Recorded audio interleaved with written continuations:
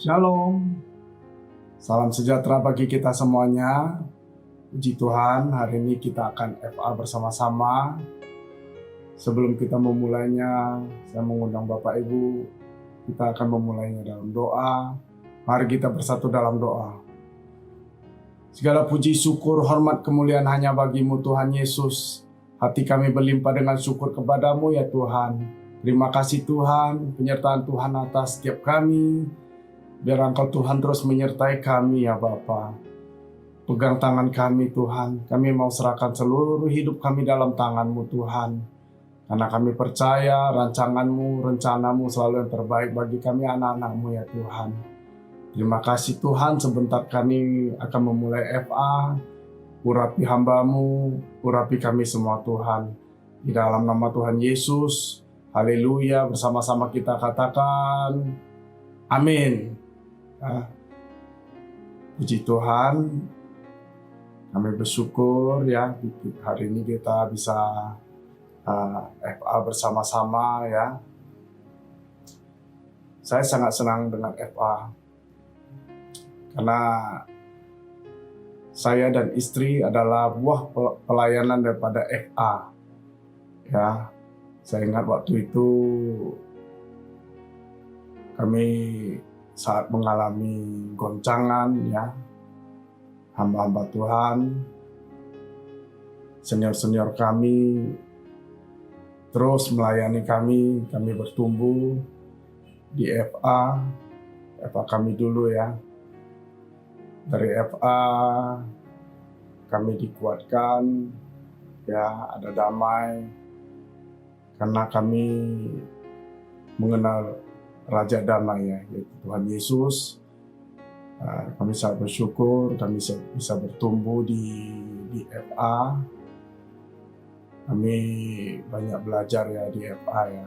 Kami belajar berdoa, mendoakan, ya, kami belajar melayani, ya sampai kami dibaptis dan kami melayani semua. Kami belajar dari FA ya. Jadi menurut saya FA itu sangat bagus ya. Jadi biar kita tetap semangat dalam FA ya. Baik Bapak Ibu, hari ini kita akan share topik yang akan saya sharekan hari ini adalah bersukacitalah dalam pengharapan, sabarlah dalam kesesakan, dan bertekunlah dalam doa. Ya, tema yang saya bawakan hari ini saya kutip dari kitab Roma 12 ayat 12 ya. Bersukacitalah dalam pengharapan, sabarlah dalam kesesakan, dan bertekunlah dalam doa. Jadi tema pada malam hari ini ada 3 poin ya. Ya, poin yang pertama adalah bersukacitalah dalam pengharapan. Ya, saya mengajak Bapak Ibu, mari kita melihat di kitab Roma 5 ayat 5 ya. Dan pengharapan tidak mengecewakan, karena kasih Allah telah dicurahkan di dalam hati kita oleh Roh Kudus yang telah dikaruniakan kepada kita. Ya. Jika kita berharap pada Tuhan, maka pengharapan kita tidak sia-sia, tidak akan sia-sia. Karena pengharapan dalam Tuhan tidak mengecewakan, sebab Tuhan mempunyai kuasa yang tidak terbatas. Artinya tidak ada yang mustahil, tidak ada yang tidak mungkin ya.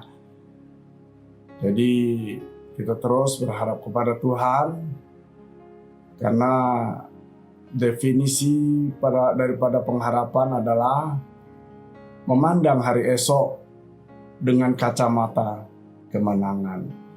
Ya, di kitab Yeremia 29 ayat 11. Sebab aku ini mengetahui rancangan-rancangan apa yang ada padaku mengenai kamu. Demikian firman Tuhan, yaitu rancangan damai sejahtera dan bukan rancangan kecelakaan, untuk memberikan kepadamu hari depan yang penuh harapan. Ya, oleh sebab itu kita harus punya harapan dalam Tuhan, sebab bagi Tuhan tidak ada yang mustahil. Ya, bagi saya pengharapan itu adalah motivator untuk orang yang bergerak maju ke depan, karena kita percaya ada sesuatu yang baik di depan kita. Ya, tetap berpegang kepada Tuhan sampai janjinya digenapi. Ya, baik Bapak Ibu, kita akan masuk ke dalam poin nomor 2. Ya, bersabarlah dalam kesesakan. Bapak Ibu yang saya kasih, dalam hidup ini Tuhan sering mengizinkan kita mengalami banyak hal ya. Kalau Tuhan yang izinkan, pasti Tuhan punya sesuatu yang direncanakan dalam hidup kita, sesuatu yang baik. Oleh sebab itu, pada saat kita mengalami pencobaan, biarlah kita terus bersyukur, ya, jangan pernah mengeluh, bersungut-sungut, bahkan marah-marah ya. Biar kita tetap bersyukur, karena di kitab 1 Korintus 10 ayat 13 jelas yang mengatakan pencobaan-pencobaan yang kamu alami ialah pencobaan-pencobaan biasa yang tidak melebihi kekuatan manusia. Sebab Allah setia, dan karena itu Ia tidak akan membiarkan kamu dicobai melampaui kekuatanmu. Pada waktu kamu dicobai, Dia akan memberikan kamu jalan keluar sehingga kamu dapat menanggungnya. Ya, oleh sebab itu, jika kita sedang mengalami pencobaan, itu adalah pencobaan-pencobaan biasa. Ya, pada saat kita sedang mengalami pencobaan, biarlah kita tetap bertekun dalam doa, ya, bersyukur, andalkan Tuhan senantiasa, ya, terus berpegang. Kitab 1 Korintus 10 ayat 13 ini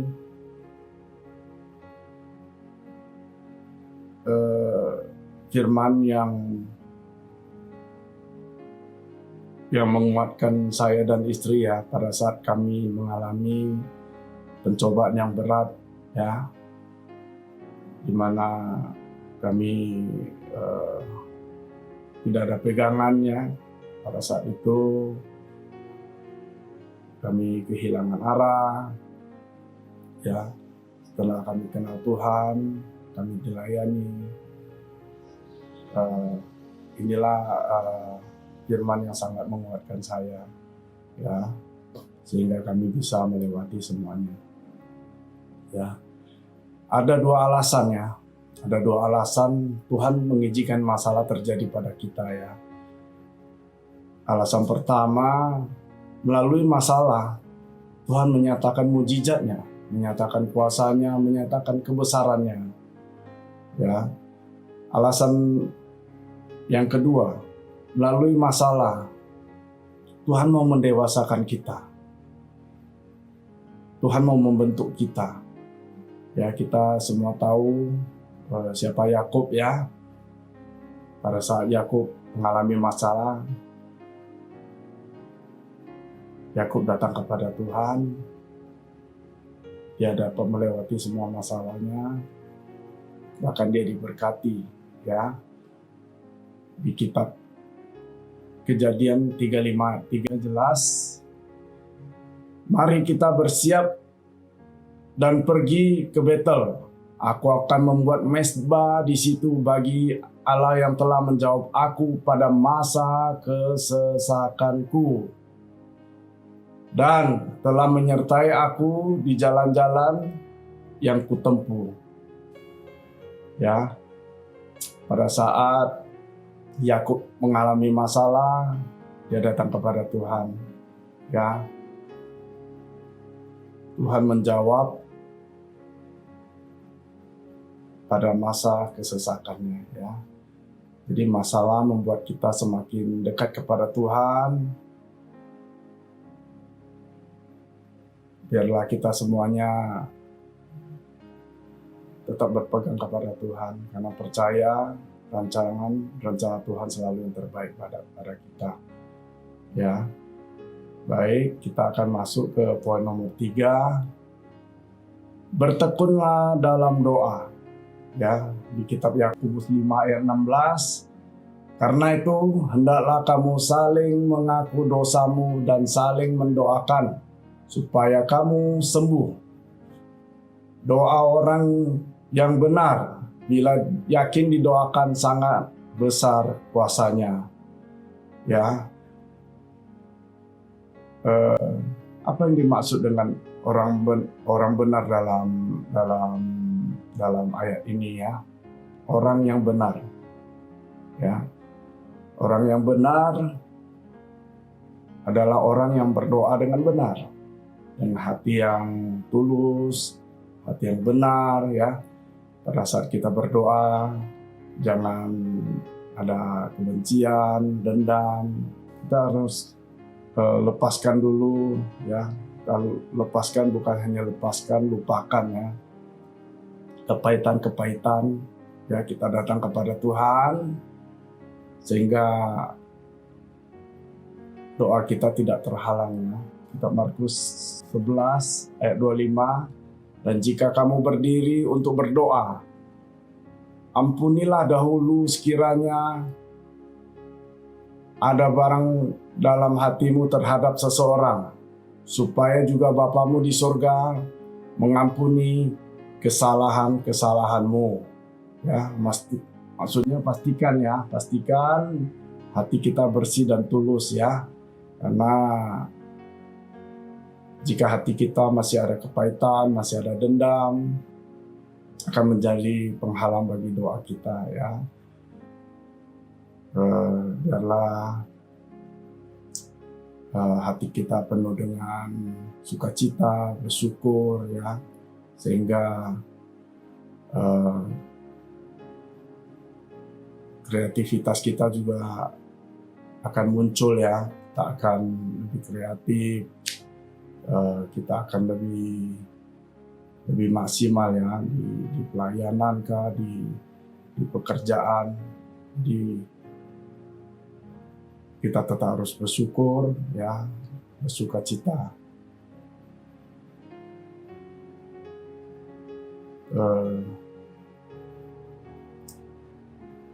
Kita harus berdamai dengan sesama ya.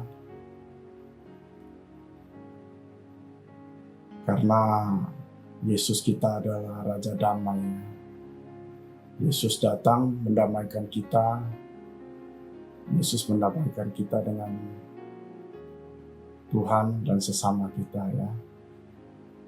Saya mengajak Bapak Ibu, mari kita sama-sama kita baca di kitab Markus 11 ayat 24. Yuk kita baca bersama-sama. Karena itu aku berkata kepadamu, apa saja yang kamu minta dan doakan, percayalah bahwa kamu telah menerimanya, maka hal ini akan diberikan kepadamu. Ya, inilah janji Tuhan pada kita pada saat kita berdoa dengan tulus ya.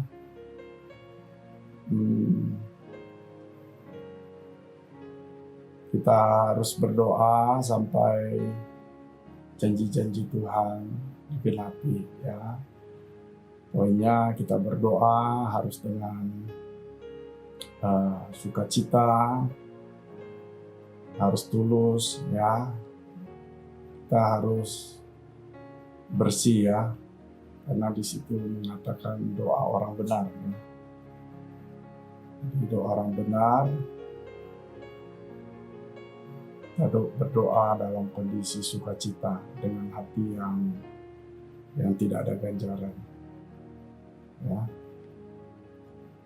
Jadi 3 poin sudah kita share ya, yaitu yang pertama, bersukacitalah dalam pengharapan. Poin nomor 2, bersabarlah dalam kesesakan. Poin nomor 3, bertekunlah dalam doa, ya. Puji Tuhan untuk FA yang luar biasa pada malam hari ini, ya. Sebelum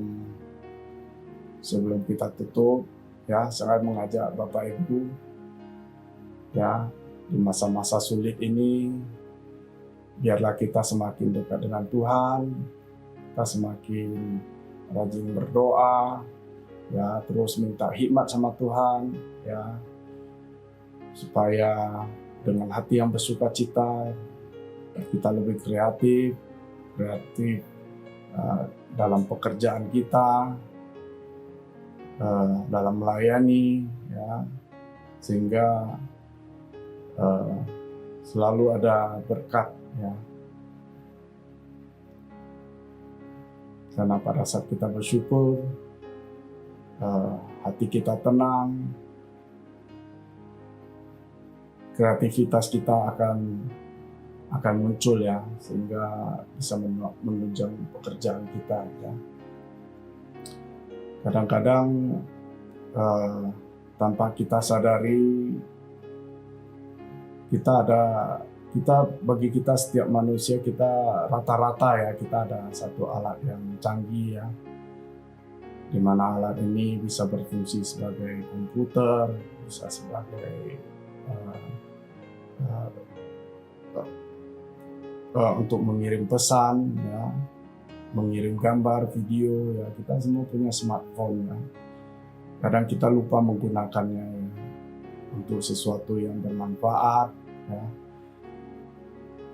Sekarang zaman yang sudah canggih ini, biarlah kita memakai smartphone kita lebih bijak, ya, untuk menunjang pekerjaan kita. Dari smartphone kita bisa promosi, kita bisa jualan online, ya, untuk menunjang pekerjaan kita. Bagi kita yang kerja di rumah, sangat mudah, ya, kita bisa email, bisa tetap bekerja, ya. Dan smartphone ini kalau kita pakai di dalam pelayanan itu juga sangat luar biasa, ya. Kita bisa terus mendoakan yang sakit, menginjili, walaupun sekarang tidak leluasa, ya, kita untuk berdoa ke rumah sakit, ya. Tapi kita tetap bisa mendoakan karena di situ ada video call, ya. Kita bisa kirimkan firman Tuhan melalui WA, ya, bahkan kita akan kirimkan streaming melalui YouTube, ya, untuk teman-teman kita yang mengalami sakit penyakit, ya. Jadi penginjilan sangat efektif, ya, tanpa kita harus tatap muka, ya.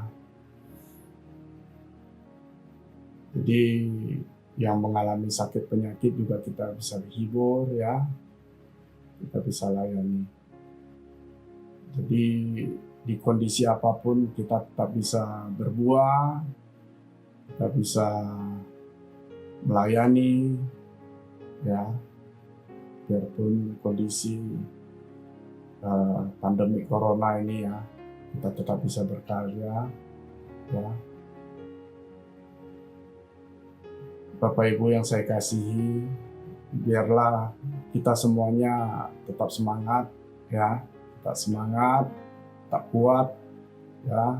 Saya yakin di musim yang baru ini biarlah berkat-berkat baru menjadi bagian kita semuanya. Puji Tuhan, ya. Ya, kami akan akhiri FA pada malam hari ini. Saya mengajak Bapak Ibu, mari kita mengakhirinya dalam doa. Mari kita bersatu dalam doa. Terima kasih Tuhan Yesus. Kembali kami mengucap syukur kepadamu, ya Tuhan. Terima kasih Tuhan untuk pesan-pesan Tuhan. Biarlah Apa yang sudah Tuhan sampaikan menjadi rema bagi hidup kami Tuhan. Berkati setiap kami anak-anak-Mu ya Tuhan. Biarlah tidak ada satupun yang luput dari pandangan Kau ya Tuhan. Semua Kau berkati berlimpah-limpah. Kesehatan yang baik, sukacita, damai sejahtera menyertai ya Tuhan. Terima kasih Tuhan, berkat-Mu atas dunia ini ya Tuhan. Biarlah Tuhan pandemi corona ini segera berlalu ya Tuhan. Terima kasih Tuhan. Kami yakin Tuhan ada rancangan yang indah, yang luar biasa bagi kami ya Tuhan. Melalui proses yang kami alami ini Tuhan. Berkat-Mu juga atas bangsa kami. Berkat-Mu atas pemerintahan bangsa kami. Secara khusus kami juga berdoa bagi gembala-gembala kami, gembala pembina kami, Bapak Pendeta Bambang Yonan, Pendeta Gembala Sidang kami, Bapak Pendeta Daniel Edi Praitno, dan semua hamba-hamba Tuhan yang melayani. Kau berkati berlimpah-limpah Tuhan. Kesehatan yang baik Kau berikan Tuhan. Berkat-Mu atas keluarga mereka Tuhan. Terima kasih Tuhan Yesus. Terima kasih Bapa. Di dalam nama Tuhan Yesus, kami sudah mengucap syukur, kami berdoa. Bersama-sama kita katakan, amin. Ya, shalom, sampai berjumpa kembali. Tuhan Yesus memberkati. Haleluya.